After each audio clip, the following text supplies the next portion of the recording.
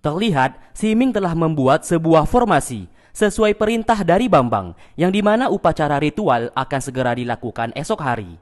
Bambang memberikan perintah kepada Si Ming sebagai orang yang bertanggung jawab untuk menjaga keamanan wilayah sekitar. Karena apabila upacara telah dimulai, hal tersebut tidak boleh terganggu. 什么差错，你们谁都担待不。 Setelah Bambang pergi, terlihat salah satu tetua seperti mencurigai formasi yang dibuat oleh Si Ming.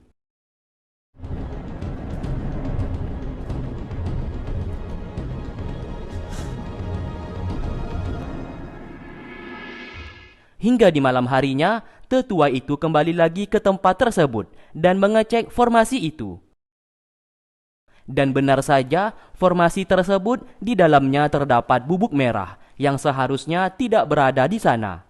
Karena hal itu, ia buru-buru kembali untuk melaporkan kepada Bambang. Namun ia justru ditahan oleh Si Ming.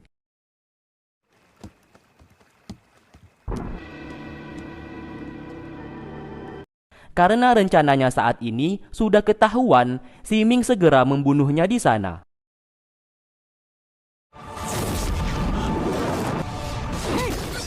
Lalu keesokan harinya, mayat dari tetua tadi malam ditemukan di pinggir sungai. Bambang sangat terkejut kenapa bisa tetua itu tewas di sana, dan penyebabnya juga masih belum diketahui. Si Ming berkata kalau ia akan menyelidikinya lebih lanjut, karena takutnya saat ini ada pengkhianat di sekitar mereka. Singkatnya, Si Ming menemui Tian. Ia berkata kalau di saat Bambang hendak melakukan ritual untuk mengeluarkan kekuatan Goyu bersama Tian, nantinya kekuatan mereka akan disedot oleh Bambang. Di saat itulah bubuk merah yang sudah ia persiapkan akan menghambat Bambang untuk menyedot kekuatan tersebut. Tian beserta Goyu dipinta untuk lari secepat mungkin, sedangkan ia akan membunuh Bambang. Misi itu pun disepakati oleh mereka berdua.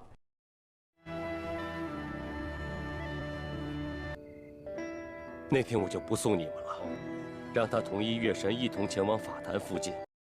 Hingga di mana hari upacara ritual akan hendak dilakukan.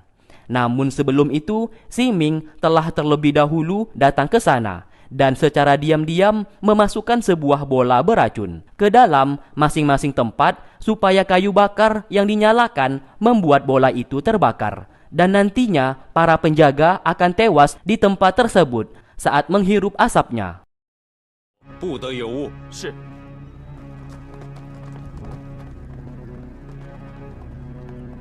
Tak lama kemudian, mereka semua datang ke sana. 大人， Bambang lalu membawa semua orang kecuali Melati yang dipinta untuk tetap berada di sana. Saat ini, Melati terkena gangguan jiwa dan ingatan mengenai masa lalu agak sedikit buram. 好了， Si Ming, Bambang, Tian beserta Goyu mulai berada di posisi mereka masing-masing dan ritual segera dilaksanakan.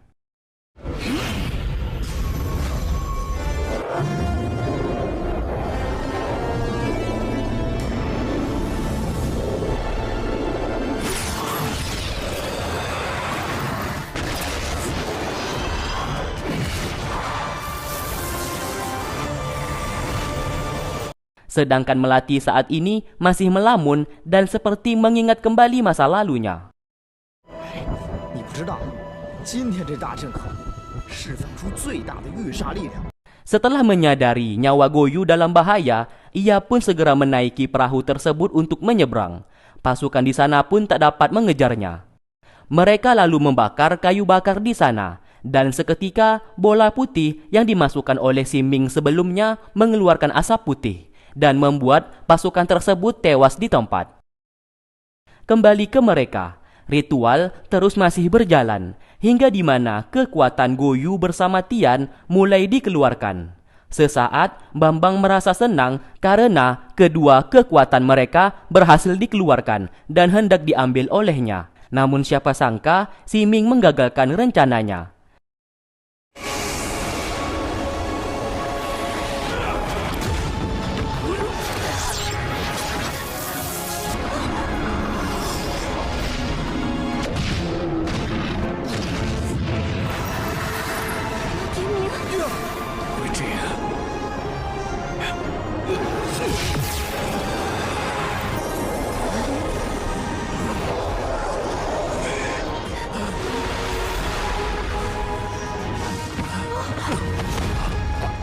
Bambang yang kesal karena Siming telah berkhianat kepadanya langsung menyerangnya di sana.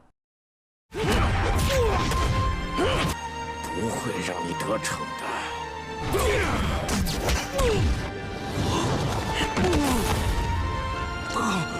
Setelah itu, Goyu juga hendak dibunuh.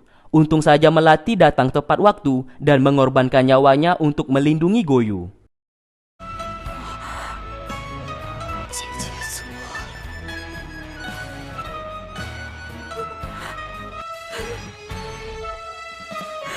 Seketika, kekuatan Goyu dan Tian sesaat kembali lagi kepada mereka, dan mereka berdua memanfaatkan kesempatan itu untuk menyerang Bambang hingga sekarat dan terpental ke sungai.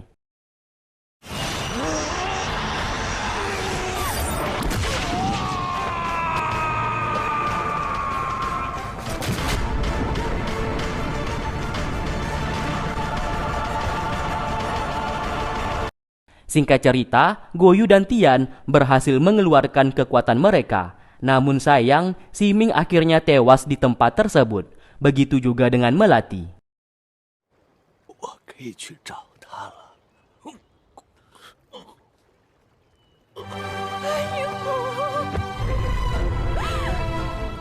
Mereka berdua pun menguburkan jasad Melati dan Siming dengan layak di dekat kuburannya Saoshi.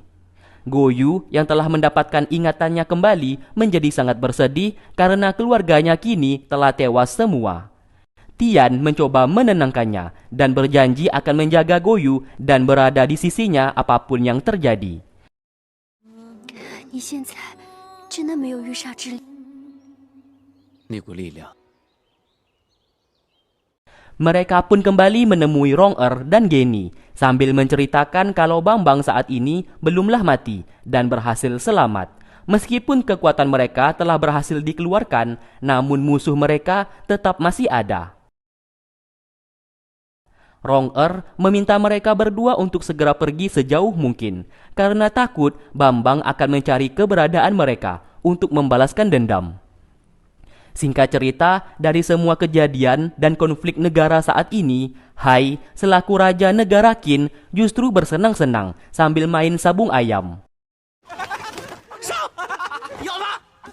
哎呀，不愧是我的大将军呐！ Setelah ia kembali ke kamarnya, Tian langsung menyanderanya di sana sambil mengatakan kalau mereka berdua pernah saling kenal di saat dulu. Hai langsung mengingat kalau memang benar ia bersama Tian pernah bermain bersama di istana sewaktu mereka masih kecil. Tian langsung mengatakan kalau Bambang yang ia puja sebagai gurunya tersebut telah membunuh Zheng, ayahnya sendiri. Tidak hanya itu, Bambang sengaja menjadikan Hai sebagai raja supaya bisa dijadikan bonekanya untuk dikendalikan sesuka hati. Satu hal yang perlu Hai tahu, Bambang berencana membunuhnya. Tentu saja ia sangat terkejut akan hal itu. Tian kembali berkata, apabila ia tidak percaya, silakan tanya langsung ke Bambang.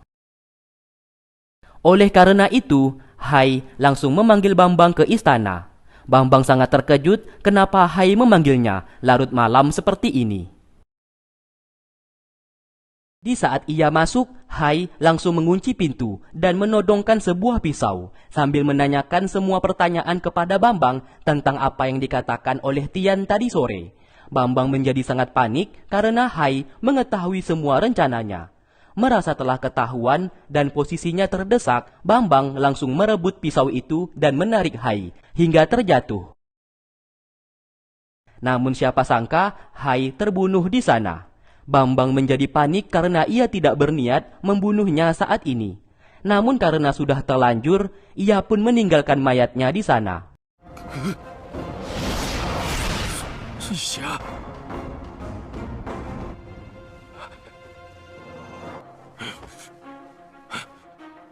Untuk menutupi pembunuhan tersebut, Bambang membuat skema perampokan dengan menyuruh anak buahnya menjadi perampok dan membunuh siapapun yang berada di istana.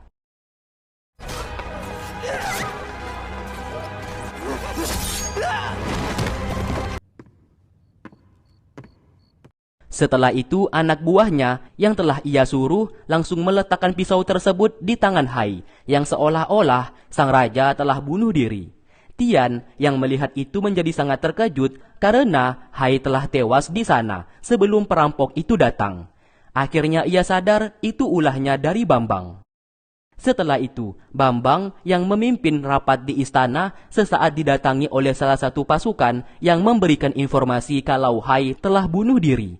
夜里，一伙叛军屠戮了，陛下或许是害怕，已经。 Semua petinggi kerajaan sangat bersedih, dan Bambang juga ikut pura-pura bersedih.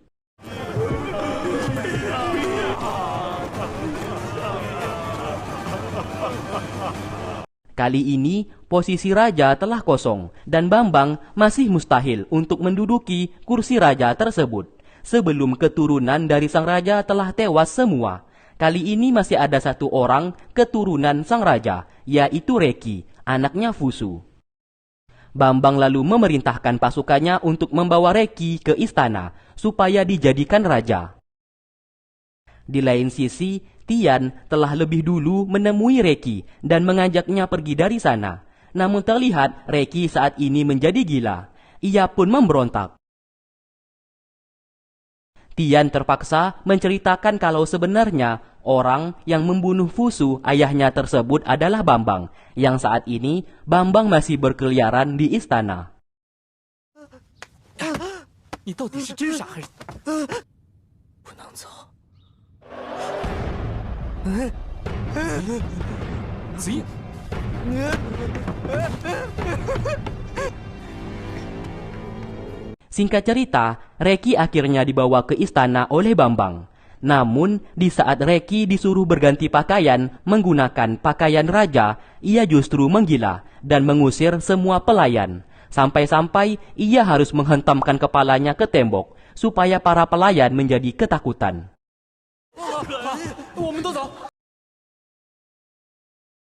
Oleh karena itu, Bambang sendiri yang menghampirinya untuk membujuk Reki supaya mau menggunakan jubah sang raja.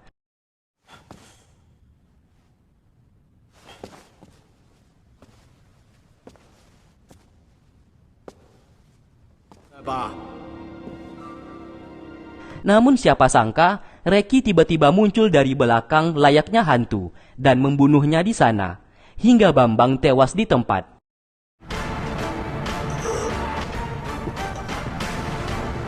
Ternyata sedari tadi, Reki hanya berpura-pura gila saja, supaya mengumpan Bambang untuk datang ke sana, agar dirinya mendapatkan kesempatan untuk membunuhnya. Dan kali ini, balas dendam atas kematian ayahnya bisa ia balaskan.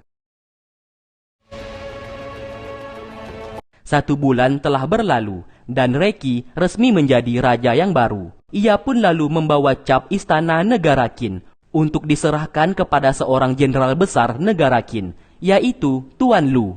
Di sana Reki berkata kalau ia belum mengerti cara bagaimana menjadi seorang raja yang baik. Namun satu yang ia pinta, ia mau semua warga hidup damai dan aman. Masalah peperangan saat ini, ia juga mau Jenderal Lu yang mengatasinya. Ia juga memerintahkan Jenderal Lu untuk berdamai dengan negara musuh, supaya tidak ada lagi peperangan yang memakan korban. Cap negara pun diambil oleh Tuan Lu dan berjanji akan membuat negara Qin menjadi damai kembali. 如此，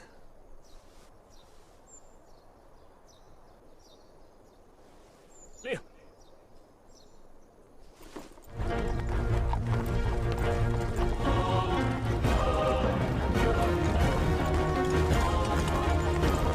Di lain sisi, pasukan negara Chu yang dipimpin oleh Soyu hendak pergi ke negara Qin untuk menyerang. Sesaat mereka terhenti di tengah jalan karena pasukan negara Qin yang berhasil mereka sandra sedang mengeluh. Mereka belum makan dan minum berhari-hari, namun dipaksa untuk terus berjalan. Alhasil, kegaduhan pun terjadi. Soyu lalu datang ke sana dan mencoba melerai perkelahian. Namun siapa sangka, Soyu yang sudah tidak memiliki hati nurani lagi langsung membunuh pasukan negara Qin dan memerintahkan pasukannya untuk membunuh mereka semua tanpa ampun. Tuan Wei yang melihatnya menjadi sangat terkejut. Setelah kejadian itu, Tuan Wei secara langsung menemui Soyu dan marah atas tindakannya. Sebenarnya, Soyu bisa memanfaatkan pasukan dari negara Qin yang telah mereka sandera tadi untuk menjadi sekutu mereka, supaya bisa menambah personil pasukan negara Chu ke depannya. Soyu menjawab ia tidak peduli. Siapapun yang mencoba melawan, maka akan ia bunuh. Semuanya ini atas ajaran dari Tuan Wei sendiri yang pernah berkata untuk tidak usah berbelas kasihan kepada siapapun, kalau mau disegani dan ditakuti oleh semua orang. Alhasil, Tuan Wei hanya bisa terdiam dan tidak bisa berkata apa-apa. 他们阻我行军，我为何不杀？秦国已亡，你后无追兵，秦王没有死，咸阳还是秦的都城。